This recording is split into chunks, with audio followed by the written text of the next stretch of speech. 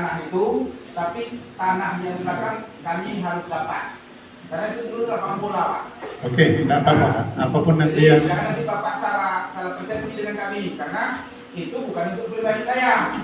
Kalau saya di sana tukang support Pak, karena saya tidak mau aset-aset yang ada di Pencah Limbat itu, Sungai Sialang itu menjadi apa namanya itu masukan atau dapat apalah gitu. Oke, Nah, jadi itu.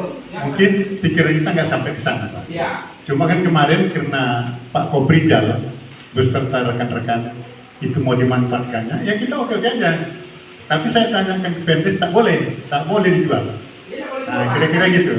Jadi nanti kita mengikut arus bawah saja, di mana ketentuan di sana mau dibuatkan apa saja pun asal ada manfaatnya untuk bunda. Kami rumah kos, hasil rumah kos itu untuk kader, bukan untuk pribadi Pak. Iya, bagus itu, Kader. apa-apa. Siap. Karena kasihan kami kader itu minta-minta nanti bulan depan minta ada sumbangan. Oke, bagus.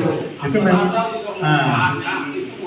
Itu udah dapat uang dari desa, udah dapat uang dari pemuda 5 juta Pak. Oke, mungkin ini bisa kita bicarakan. Itu atau kami yang datang desa, kita orang libat malam itu kami berdua aja dulu. Kan gitu. Yang kami minta sekarang itu tegas-tegas saja Pak. Utang kami selaku masyarakat atau utang dari Pemprov yang membangun itu. Ya, itu sudah saya bilang Pak, itu tanggung jawab Koprijal. Ya. Tidak ada tanggung jawab masyarakat.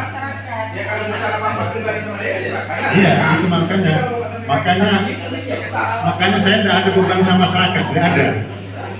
Nah itu pun udah kita lengkapi, pintu kita lengkap juga dari desa supaya kena yang terjadi pencurian segala macam. Ya kira-kira gitulah, kita nggak ngarapkan dia. Cuma sejauh manapun dia harus punya utang tetap, karena dia yang sudah bertanggung jawab. Nah, jadi bukan itu aja Pak, dia memakai uang BUMDes juga sampai sekarang belum diganti-ganti. Iya. Jadi supaya jelas. Saya gaji lagi, kenapa saya selaku, karena saya kan dasar orang asli di sana Pak. Orang asli di Pencah Limbat itu. Jadi dulu rencananya kan posyandu kami yang lama itu mau dijual untuk oleh perangkat kami di sana. Saya lah orang pertama yang tidak mau dijual, karena itu harta dari nenek saya. Itu permintaan. Iya itu Pak. Jadi timbullah berita kami punya utang di sana 23 juta. Yang minat posyandu kami lama itu mau dibeli 45 juta.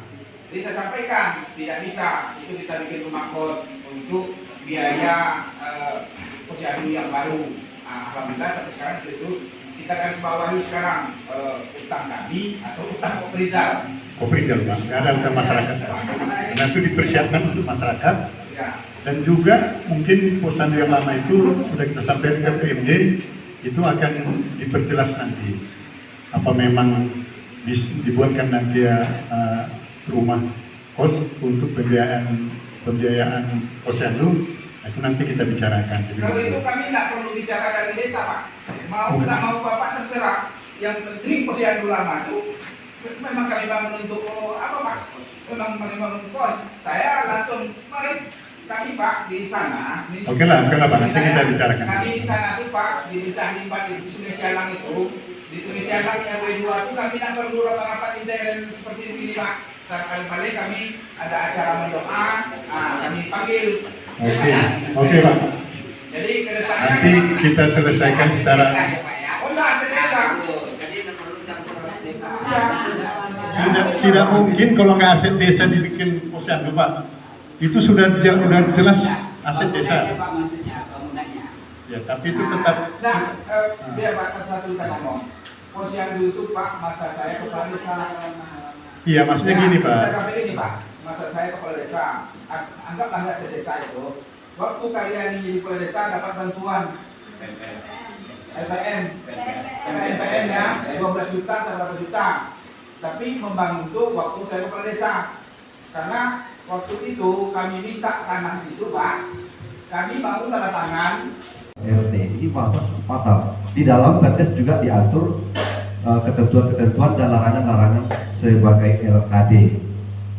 Ini mungkin nanti kita bisa bahas kembali terkait itu. Tapi intinya adalah sebuah keputusan yang diberikan oleh kepala desa melalui musyawarah dan melalui proses itu tidak akan mungkin dicabut kembali. Itu intinya. Dan masyarakat, tokoh masyarakat yang sudah dihadirkan ke sini sudah mendengarkan penjelasan dari kantor pemerintahan desa Tanah Merah. Lalu yang bersangkutan, yang mestinya hadir, upaya baik, niat baik dari pemerintahan desa Tanah Merah, beliau tidak hadir. Jadi mau kemana lagi pemerintahan desa harus mengalah? Sudah berapa banyak energi yang terkuras dengan pemberitaan-pemberitaan yang dibuat oleh media. Perlu juga kami sampaikan kepada media yang tadi menyampaikan, juga perlu kami beritahu namanya. Tadi pertanyaan dari tokoh masyarakat adalah Pak Safrizal ST, wakil pernah menjabat sebagai kepala desa Tanah Merah dan juga pernah menjadi wakil rakyat di PRD Kabupaten Kampar. Kemudian Bapak Kepala Dusun 1 di wilayah yang bersangkutan tadi juga menyampaikan, juga BPD-nya tadi dan sekretaris BPD juga jabatan di desa juga sudah pernah menyampaikan. Tony, ya kita tutup atau gimana? Kita tutup. Ya perlu kami jelaskan. Sebelum ditutup kami Itu dia harus mendengarkan apa yang terjadi di lapangan. Nah, kondisi fakta hari ini sebenarnya harus didukung dengan kondisi kebijakan. Jadi desa itu sebenarnya harus menjawab satu dari posisi kebijakannya seperti apa. Contoh Pak gini. Jadi saya lihat dari surat penegasan pemberhentian saudara Koprijal itu ada poin B-nya yang memberikan isu tentang perilaku. Jadi itu harus dijelaskan itu sebenarnya pointer perilaku apa sebenarnya yang menjadi mata rantai ketika dia diberhentikan menjadi kadus.